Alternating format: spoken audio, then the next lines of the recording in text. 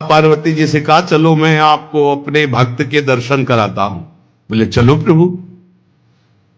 तो बोले पहले अभक्त के दर्शन कर लो, तब भक्त के दर्शन आप सुख पाओगी। तो गए तो सुपारी कतर रहे थे बैठे, बढ़िया गद्दा लगा हुआ था, गिरदा लगा हुआ, 50 गाय 50 भैंसे दूध दुही जा रही थी।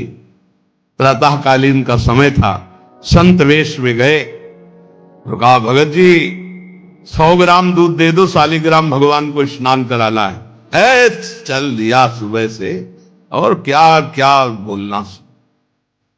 महादेव जी ने कहा हे भगवान, जितनी संपत्ति और वैभव इससे दुगना इसकी कर दो। माता जी ने कहा औघड़ इसीलिए कहा जाता है इनको, बड़े औघड़ नाथ है। 100 ग्राम दूध ले दिया, गाली दिया, ऊपर से कह रहे संपत्ति कह दो दुगनी। बोली नहीं पर अंदर अंदर बहुत विचित्र औढ़र दानी है इनका। आशुतोष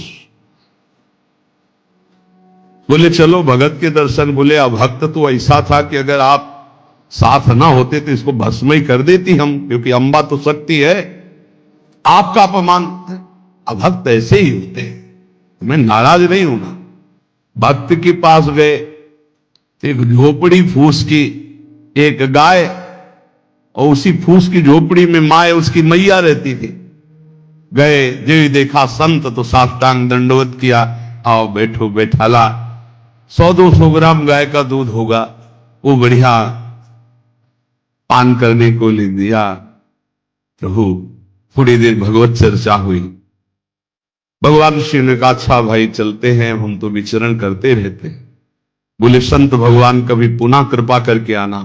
कुटिया के बाहर निकले और कहा हे करुणा निधान भगवान, इसकी गैया और मैया दोनों हटा दो, मार दो। अंबा जी ने कहा आप बर्दाश्त नहीं होगा। 100 ग्राम दूध नहीं दिया तो उसको दुगना संपत्ति दे दी, और एक गाय पूरा दूध आपको पिला दिया, और मैया बातचीत करने के लिए थी उसको भी आपने मार दिया। कहा कि ये क्या है? अभी तुम नहीं। जब इतनी संपत्ति में साधु अपमान करके ऐसी गालियां देता है, जब डबल संपत्ति होगी तो ऐसा अपराध करेगा घोर नरक जाएगा, समझो। और इसका कुछ मन मैया में जाता है, कुछ गैया में जाता है। दोनों भगवान के पास गए हुए अखंड हमारा चिंतन करेगा, ये हमें लीन हो जाएगा।